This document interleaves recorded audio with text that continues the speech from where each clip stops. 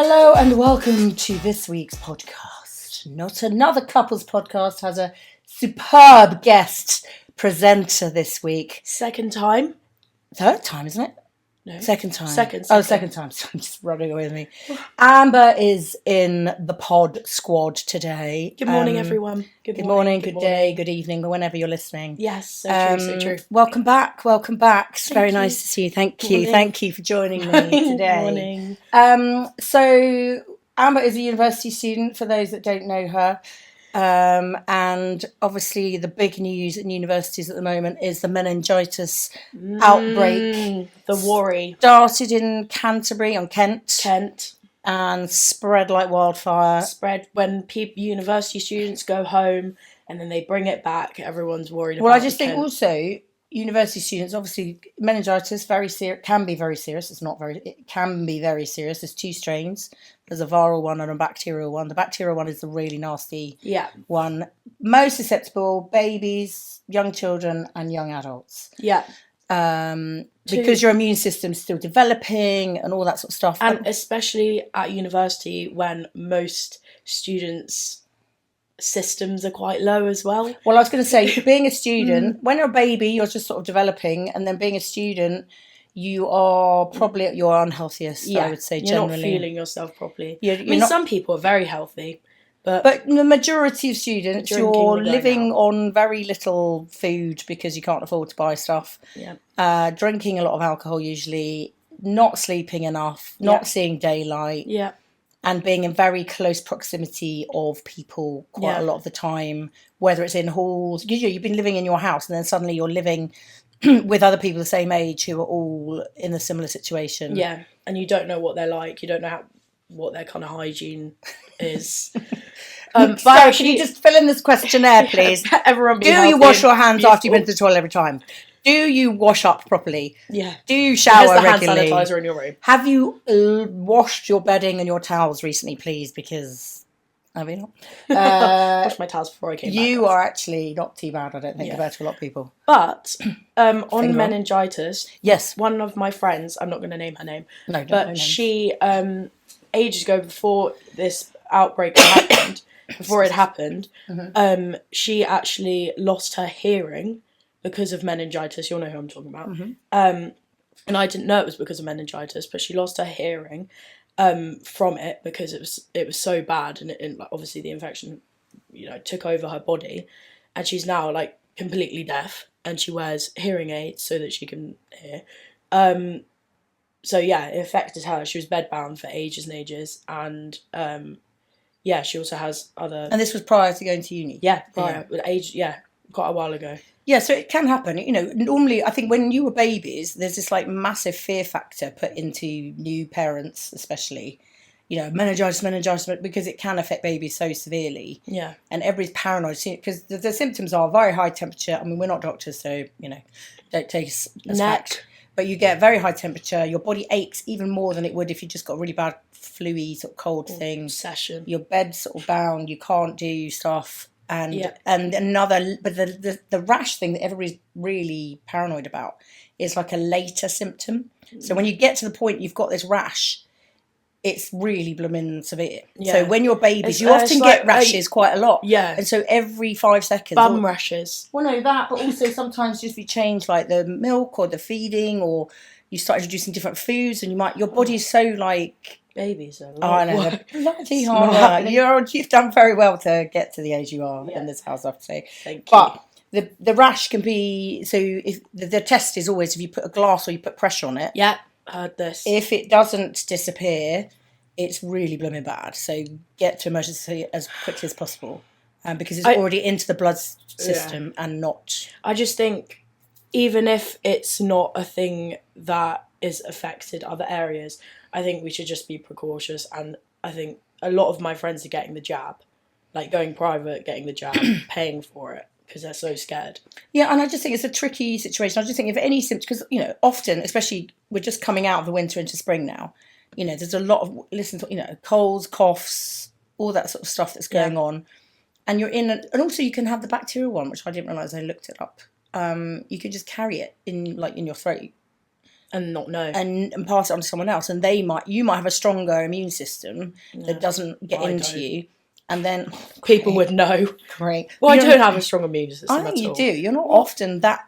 No, but when you are ill, it's like you're not like constantly ill. I see. You're ill because of very good reasons, like you've had no sleep and been out 8 nights in a row. What? Yes. No. Where I had to come and collect you from uni. No. Yes. So I just think it must be quite a scary thing. So like, it's probably a bit like when COVID happened. It's just scary when people are like, "Oh, I come from Kent," and I'm like, "Oh, when are you going home next?" It was a bit like when COVID hit, and anyone, because the suspected origination was in China. So anybody who was coming in or from China or had been to China, everybody was being really crazy. That's the thing, like, is this like COVID? Like, but I think for you guys, it's a bit like COVID. Like you say, anytime anybody coughed or sneezed, you were like, COVID, yeah, oh my God. And now you're probably the same, like, oh, like I said yesterday when I was driving back that my neck was really stiff, and my mate Louis was like, what the hell, like, you've got meningitis. I'm like, oh, shut up, because I've been driving for 3.5 hours. Yeah, I just think, be realistic. If you have got some, don't ignore them. Yeah. But don't go hyper crazy paranoid about everything and anything. And you're okay, I think, because you also have a phobia of sharing utensils, drinking out of people's bottles, touching things, and you're obviously obsessive about washing your hands properly as well. Yes. So I think from perspective of your own protection, I don't know why I did that. I think you're okay. Well, we don't know that. Where's wood? Your head. It's true. That's a cardboard box. You can touch that. Thank you. You have a better chance because you are very clean. Well, yeah. Sometimes. No, but you are very obsessive about things like that. You know what I mean? Other people are just like, yeah, whatever, doesn't matter. Yeah, I think it's difficult. Don't really like sharing drinks, straws. If you're in an environment where everybody's, rugby's, but they're the bottles you squeeze, ones. Yeah, so it's fine. I don't put them very near to my mouth. But it's just being, it's being aware a bit like with COVID. It's not doom and gloom, this podcast.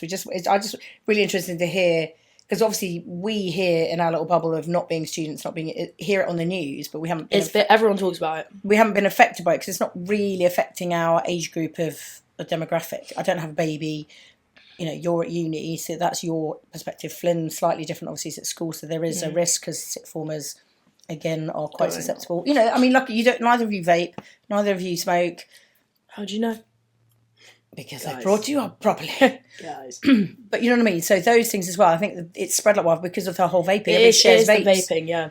You might as well just breathe in someone's mouth or literally. Like lick them. Or it's just like, if you're going out, which, some people dabble in, I don't know, and then you share a drink, just be like, oh, taste this, like everyone does it.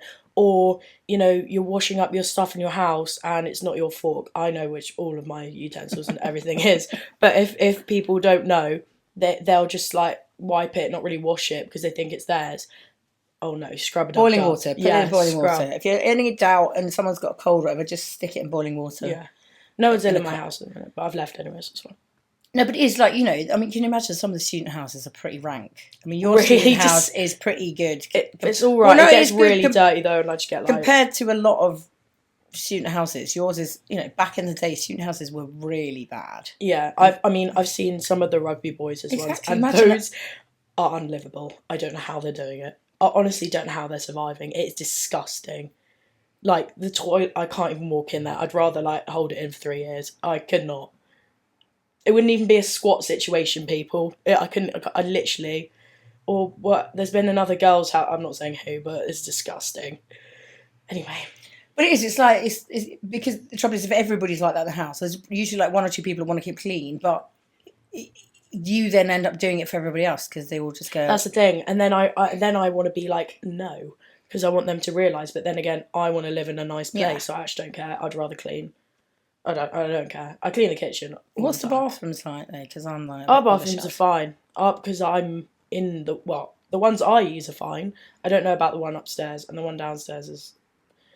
Well, that's just a toilet, isn't it? Yeah. So it's just used more frequently than possible. Not really, but... Okay. Moving on. Don't know. Moving on. But yeah, it's really hard. I think it's really hard because, like you say, you're only like 20. You don't want to be constantly... housekeeping when you're a student, but you also want to live in a fairly healthy, decent environment. Next year I'm living with my bestest friend, shout out Sophie, and we're living in a very nice modern flat. Yeah. Which had 2 girls living in before, which is actually very important because we went to view a few houses and there were men living there, obviously, and it stunk, and that smell doesn't go away. It doesn't matter if you deep clean, it will still be there. But the girls, like, you know, one of the rooms has a walk-in wardrobe. Are you bagsing that one? No. I will spin the wheel to make it fair, but I would really, really like it. Well, also because, like you said, you know, being a student, you know, you're sort of busy. You're trying to ingratiate yourself into student life, but you're also wanting to have to do the work generally because you've chosen a course that you really enjoy doing. Some people maybe find it a bit more of a slog because they've chosen something that they think they should be doing, but they're not really loving. And I think it's really hard. I think it's a really tough call because you've gone from school, living at home probably, and then into this environment where you've got to look after yourself, you've got to feed yourself, you've got to do washing, you know, do your work, have friends, socialise. It's a lot. It is a lot. And some people don't manage, and that's okay. Yeah, and it's tough, and it's not for everybody. It's not for everybody. No. And, like, you know, forcing yourself sort of through these things. Sometimes you need to, like we talked about before when you first went, you've got to put yourself out there a little bit to sort of try and join a society or join there's so many societies. There's something for everyone. So join a society. There's a furry society, guys. Cafe society. There's a matcha society, makeup society, beer society. What's another word? Wine society. You'd be there. I do not. I'm so not a wino. There's an Aperol society. That would be more me. Good morning. Yes. It's just weird. But that's what I mean. Society. But that never used to be a thing. You basically have sports, individual sports. Well, the or sports you might have are the respectable ones. No, meaning like where back in the day at university, you'd have sports society or people involved in sports teams, or you'd have people just going to the pub, or they might have like there's a pub society, debating society, or you know something a bit more not sport related. Because the ones that are like quite weird, like you know cocktails, they're all made by students, so the university can't fund them at all, and the university can't claim them basically. But that's not such a bad thing. It just means that you know people join who got like minded. They're in, you know, for whatever reason. They've decided that that's their thing, and I think that's really important. No, yeah, it's nice. You know, and also some of the societies, some of the clubs, you know, the difference between your Trent and Nottingham Uni is massive. The amount of money you got to spend to join rugby. Oh yeah, it's insane. And I think it's triple. It's really hard for students because you're going to uni, you've got to fund yourself and pay for food and all that sort of stuff. And then even if you fund that rugby team, so say uni of not, you don't know if you're going to make it in the ones. Like, you actually don't know. Like, I think Ollie, my friend who's recently gone to uni she will make it in the ones. So it's worth the money. You know what I mean? Yeah. But, you know, some people that are like, oh, I want to try out rugby, but you can't you have to pay. It's going to put people off. Yeah, they almost like should tier it. But they still have 3 teams. If they have a trial and you're in the ones, it's a certain... Yeah. Because you're going to get more... you know, there's a lot more travel, training, matches, support needed because you're doing more matches, not because you're better. You're just probably doing more matches. I don't know. I mean, the 1s and 2s there's quite a big difference in uni of, but not as big as Trent's difference. Well, then you're sort of a big blended, you know, 1s and then... We train together because you're not a massive squad. No, not massive. I'd say like at the minute, like 40 maybe. That's still quite big. It's quite a lot, but not everyone turns up. So. Anyway. But that's, you know, that's what I'm saying. So when you go to uni, you've got a lot going on as well. And then... You know, you don't want to be totally doing boring housework, sort of housekeeping all the time. It's just general cleanse, you know, just having a little, you know, boring as it is and as bossy as it may sound, you're just having, like you say, a little rota so that... We do have a rota. Everybody pitches We have a bin rota. Someone in the house, not naming names, doesn't do it. But normally everyone's quite good on it. And if someone's not there, you know, they'll text me like... See, I would, if I was that... Because I'm a 54-year-old Put it outside their room. I would put it all outside their room. I have done that. You know who I'm talking about. I would put it in their room. Yeah, she locks the door. Shout out. But yeah, anyway. Interesting. It'll be fun when I... It's nearly there. You know, basically, you're home for, like, Easter now. And so then you've got maybe, like, 5 weeks left. your second literally year? May. Most of it is playing mid-May. rugby sevens tournaments. Yeah, I've got 3 tournaments coming up. Shout out, guys. Shout out to, can I say about Dad doing the... Yeah, you do that. So with our kit, we've had the privilege of getting the opportunity of having a really nice pink sevens kit for our 3 tournaments coming up. One of which is a festival, and obviously we're uni students and getting kit's quite expensive, and the university doesn't necessarily pay for all of it. Cheers, Trent. So we've got two parents of the team, one who often enters this podcast, who is sponsoring, which will be really cool. So we've had to pay a lot less, which is good. So yeah, and that means that we'll get kit and we'll look cool and we'll look fit. Nice. So talk us through the tournaments. What are they? So we've got Oddball Sevens, which happens in Notts. Obviously, like most people know the brand Oddballs, the rugby brand. Pants sports bras. Yeah. Thank you. Shorts for girls. So we've got that one, which we're entering as a social team, just to play, have fun. And then we've got Manchester Sevens, which will be a big one in Manchester. And then Bournemouth Sevens Festival, which is a lot, and we enter as a social team because everyone turns up the next day. Sorry, can we just backtrack to last year's Bournemouth Sevens, where someone, not naming names, but her name is Amber, went, and the first night went a little bit crazy on the social side of things, and then had to play a match quite early the next day. 9 a.m. Not very after well. Sleeping in a tent. And I'm not being a brat here. But you are. But I have to do VIP this year. You are. Because I can't. To be honest, I'm not, no. I'm totally with you. But it just sounds really funny. If it was a normal festival, I'm not doing VIP. No. But waking up and having to play rugby. Yeah, exactly. Normal festival, you're sort of just walking around. You've got standing and watching people. So it doesn't matter if you're feeling a bit ropey. Wet kit. I can't not do it. I don't care if I'm doing it by myself. I'm not doing it. Well, actually, or I'd sleep in my car. Actually, last week when we came up to watch your match, so we had Flynn's match on the Thursday, came up to see your varsity match on the Friday, and you can check my Instagram, both little reels are on there of both of them. You were a little bit unwell on the pitch as well. Oh, why are we bringing this up? Because it was really funny. Funny? It was quite funny. It was the funniest bit, not you being... Because it was so, like... instant and quick. Yeah, it was quick. She had a bit of lactic, basically. And little like nerves, lactic, throw up on the pitch. Just a very minor one. But you were bent over, and we were all going, "You're right, Amber." She's just like a little thumbs up. I was like, you guys shouting? Yeah, I think. Uni of was shouting, being like, "Does she need water?" I went, "Oh, shut up." Oh no, I think Dad or someone went, or maybe it was. I mean, trying to be kind or being. They were like, "You're right, you're right." You were like, "Yeah." And I carried on. So. Not being sick. No, yeah. It was very quick. It was a bit of a quick lactic. Oof. Yeah. And then, very good though. Very, very good. Yeah. I've had lots of compliments on my game, but I feel like I didn't know it was normal, but when I talked to Dad, but when I'm on the pitch, like, I don't remember anything. Like, it's not like I've been knocked out or anything, but it's just, like, when I'm playing, I actually don't remember anything. Yeah, but I think part of that is adrenaline and nerves and all those things. Yeah. You're just sort of in the moment, and then afterwards you can't really remember any of it. Yeah. I just think this is your sort of second year of playing rugby. Yeah. So to be playing for the first, starting in the firsts, and you've played all different positions in the team, and you're still learning how to play 15s. You did a little bit of sevens at school, once a year. So it's very different as far as your skills, passing, tackling, and all that sort of stuff is. Pretty good. Great, because that all comes from practice anyway. But it's the match play and what happens on the match and the quick decisions. And I think it's different because when I played wing, I'm not gonna lie, you don't need to know the rules. No, as long as you're behind the ball, run. Yeah, which was fine. And then when I play back row now, it's quite tricky because you've got to learn the scrum rules and you've got to learn like line out rules because I didn't know like a certain thing.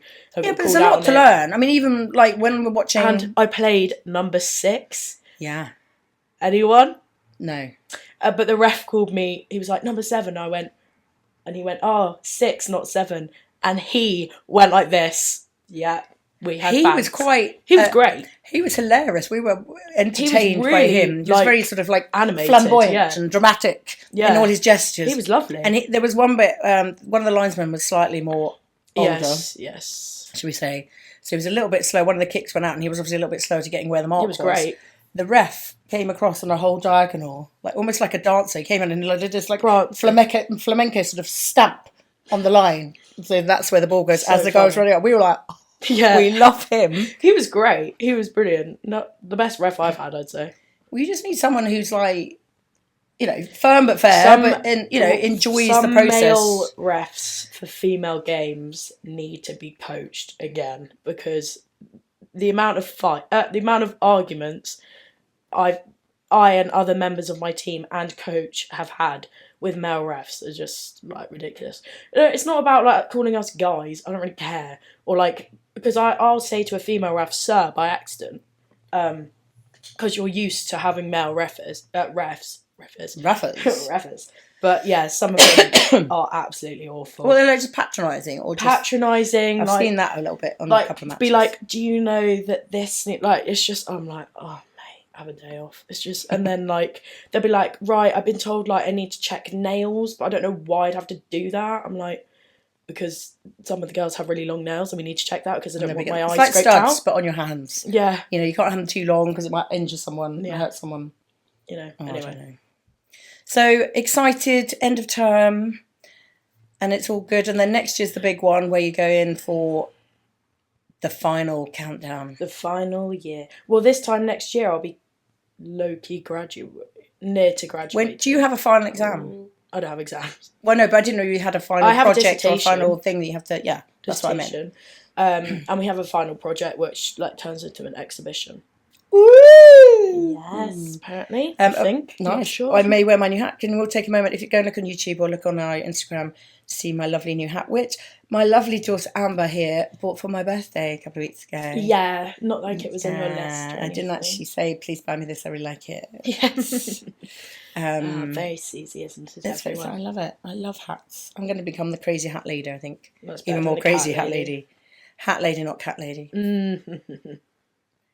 So I have actually bought now a megaphone, which is up there. Yes, because very excited. Long days of shouting out there. It's been a bit full on with the whole rugby. Well, Flynn's is 70 minutes, right? His games are 70 minutes, and mine are 80 minutes. And 2 days of like 3 hours of shouting wasn't good for Susie. Well, no, I think it was before as you know, the history of my voice has been quite bad over the last sort of month. Really, I lost it completely. Just came back. And then we had... It's like traumatic. Because it was just came back and then I did a lot of shouting 2 days in a row. Well, I couldn't shout very much at yours, unfortunately, but I had the cowbells. I like to make noise. And Mark had the... Air horn, which scared me every single time. It was so good. I was like getting in the scrum and we went... Arr! I was like... No, he only did it more. Then later he saved it. He did it for when anybody scored a try. Yeah, and then we sung our really good chant at the end. Yeah, Susie loves that word. It has a C word in it, and I will not allow it. Did the rugby boys come and watch in the stands? Because they were much quieter. There were a few. There were a lot. Yeah, there were a lot of uni of. Last time I remember, there was just a lot of banter shouting because we were on the other side. Yeah, and a really nice sunny day. Yeah, and it was a lot of like rugby league. Yeah, because that was after us. But no, it was really good, really good. But they won, so well done, guys. Yes, well done, boys. And your score was way closer. Yeah, last year, varsity was like 70 or 80 to 5. It was really high though. Okay. Because we thought we were doing really well because we were playing well, like for what we did. But everyone has told us that this year, like even all of the uni of coaches, physios, everything have been like, that's the best we've ever seen you play. Yeah. Like to the team. I think you've got a good little team now. You know, it's a lot more athletic. Like it's a very athletic team. And even your forwards and stuff are still powerful and fast. Yeah. Which is what you need. Yeah. So it's good. We got a good 7. And so and then you had rugby, and then you also had Sophie, who we talked about earlier, you're sharing with next year doing fight night. Yes, she won. Yes, Sophie. Incredible, really incredible. And I was in the corner. Decided to do it as well, which I've been waiting for. I've been thinking. You've seen 3 friends. I got told that you wouldn't want to come watch because you'd be scared. Who told you that? Can't remember. You're kidding me. Oh, I'll be at the I thought you said you ringside wouldn't shouting wanna and jumping around like you will. Oh, so you just want me to get beaten up? No, I'll be shouting like, Yeah. smash it. Yeah, you Something could crazy. People don't really have their parents in their corner. Well, no, but I will be. I'm gonna get a table. No, but like I will feel like I want to be there. Yes, that's so true. What I mean is I'll be like you were on the ringside, but like. Oh yeah, I was very, very into it for Soph because. Yeah, but you were into it. I felt like the whole day she was laughing at me because I felt so maternal. Like the whole day I was like really scared. Like I didn't eat. I was so nervous. Like I felt like I was going out there. Now you know how we feel. Yeah. Every time you do something. And Flynn, I feel maternal to Flynn. Well, that's what I mean. Like, now you know when Flynn watched you. I can't remember when he watched you. He was like, oh no, maybe it wasn't you. He was watching. Oh, we went to Seaford Tens. He was watching his mates play as well. Yeah, I was going to say he was going. Watch me. No, he's going. Oh, it's just like really. It's like hard. It's like because he was in the he was in the commentary. Well, yeah. Well, we got more rugby coming up, don't we, Susie? Well, I know, but we've got fight night for Amber. What would be your name? We were looking on. I looked at ChatGPT, and they were pretty poo. Amber the Annihilator. Ollie said. My friend Ollie said. Amber Rocky Roberts. Amber Roberts. Amber Rocky Roberts. Come on. Oh, there was something like Amber Smasher Roberts or something. Okay. So because there's not much that rhymes with Roberts. Rocky Roberts. You could have just just like I don't know. But my friend Ollie at uni is doing it as well. But we've promised that we're not going to fight against each other because that would be really awkward. Yeah, you don't want to do that. No. Neither of you would be comfortable doing that. I wouldn't want to hit the squish. No. She's so squish. So small. Okay, so watch out for this, guys. Yeah, Rocky December, Balboa training. I'll get in. Coming up. Oh yeah, the summer is where we cook, guys. We'll be like full on Rocky mode. We'll be like going out to Siberia. We'll be like running. I'll be driving the car behind you. Tire. You'd be like running up the hills. That was pretty normal training in the Roberts family. Yeah, exactly. It's no different. Did the tyres, didn't we, in lockdown? Oh yeah, we can do the tyre. We've got the tyre flipping, sledgehammer. Oh yeah, that's fun. Anger management stuff. We all need that. Well, thank you very much for joining us today. It's been very, very lovely. Thank you. Thank you. Welcome back home. Much. Thank you. And we'll see you all next week. Yes. Have a good one. Thank you. Bye. Bye.